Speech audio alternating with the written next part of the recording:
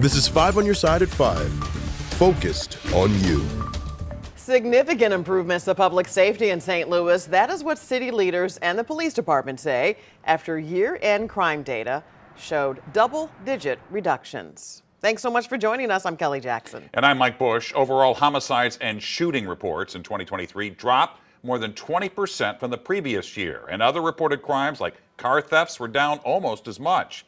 5 on your side's Justina Cornell talked with police today about the significant decrease, and she's live in St. Louis tonight. Justina? Mike and Kelly, police say they can't exactly pinpoint what's impacting these numbers, but they believe they are doing some things right. Now let's dive a bit deeper into those numbers. Now there was a 21% reduction in murders, 158 in 2023 compared to 200 in 2022. Now a 24% reduction in shooting incidents, a 23% reduction in shooting victims, and the department also reported sharp decline in juvenile shooting incidents and victims as well. Now police admit they have fewer officers this year, and they'll look to see if they responded to fewer calls for service, but they couldn't point to the exact cause and correlation to the drop. As Sergeant Charles Walls said, they stand firm by their work. Certainly we think that we are doing a lot of things right as it relates to, where we're allocating our resources, the technologies that we're utilizing in our patrol efforts, as well as our follow-up investigations. So we believe that we're doing a lot of things right. Now, I also spoke to a doctorate candidate at UMSA who studies these trends, and he said what's happening in St. Louis is also happening nationwide. We'll hear more about his research and reaction coming up at 6. Reporting live, Justina Cornell, 5 on your side. Illinois State Police are investigating after an officer shot a man. Police say Tyler Rose stole a car on New Year's Eve from a home in Brownstown, that's just west of Effingham. Officers chased him and forced the vehicle to stop in St. Elmo. That's when a Farina police officer shot him. Police have not said if Rowe was armed. He was treated at a hospital. He is now in custody. No officers were hurt. Today, a man was sentenced in a deadly road rage incident. Joseph Falpel will serve 5 years for involuntary manslaughter that will run simultaneously with the 4-year sentence for second-degree assault.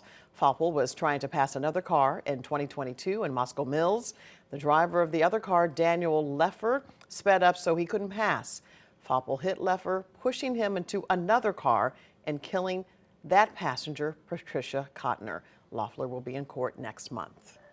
New at 5, a West St. Louis County man lost more than $90,000 investing in what he thought was a legitimate cryptocurrency exchange. 5 on your side's Holden Kerwicki joins us now in studio. And Holden, explain what happened here, because $90,000 isn't exactly pocket change. That's exactly right, Mike. And according to the Better Business Bureau, crypto scams cost Americans more than $750 million in 2021. That's the last year that the numbers are available. And they often do so by using the likeness of celebrities to sell people that their product is legit. And it appears that's what happened in this case.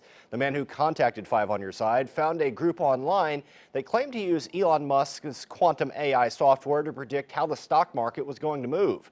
After hitting on a couple of stocks, the group leader then instructed all 500 plus members to move their money into a cryptocurrency exchange available on both the Google and Apple app stores.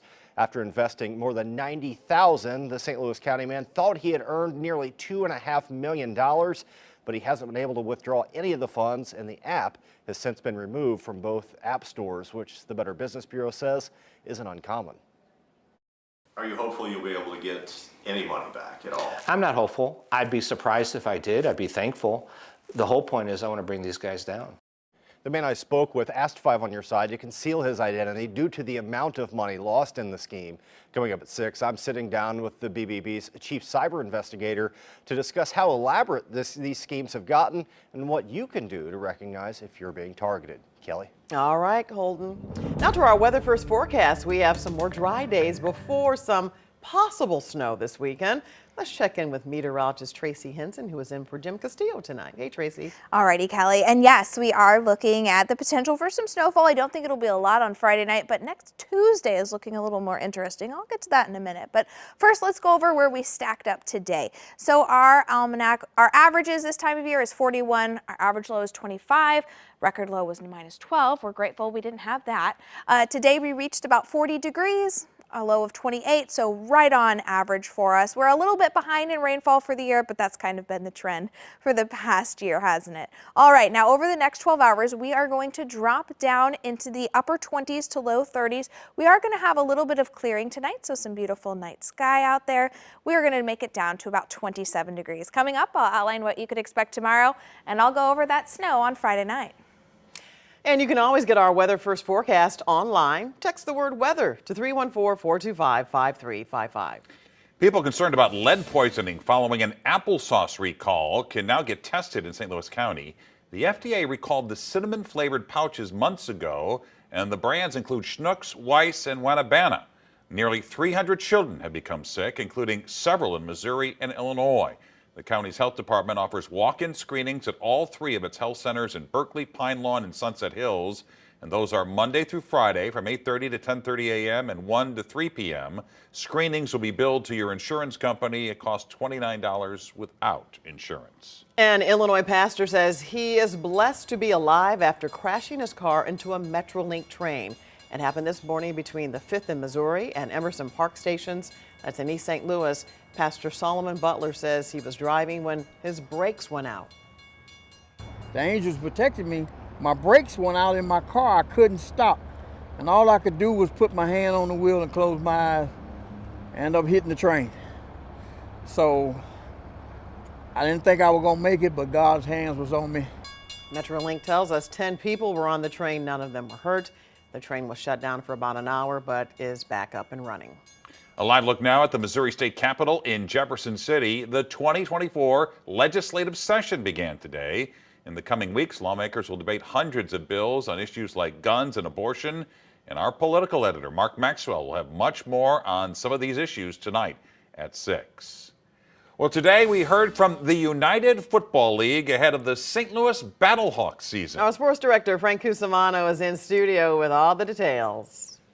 Well, the one thing you must remember, there could be no spring professional football league without our town involved. The Battlehawks will play in the newly formed United Football League. The Rock is still a central player in the USFL XFL merger into the UFL. The games will be televised on 4 different networks. The other 7 cities are Arlington, D.C., San Antonio, Birmingham, Houston, Memphis, and Detroit. St. Louis averaged a staggering 35,000 per game. With Birmingham, with Memphis, 2 cities that have had spring football teams a part of their community, and then seen the league fold and go away. It was challenging for us to build that trust. And I love the fact that St. Louis was all in when the XFL came back for the second opportunity. And they demonstrated, week in and week out at those home games, just how much they embraced the spring football element. The Battlehawks will likely play their first game on March 30th, and the very popular Anthony Becht will be back to coach the team.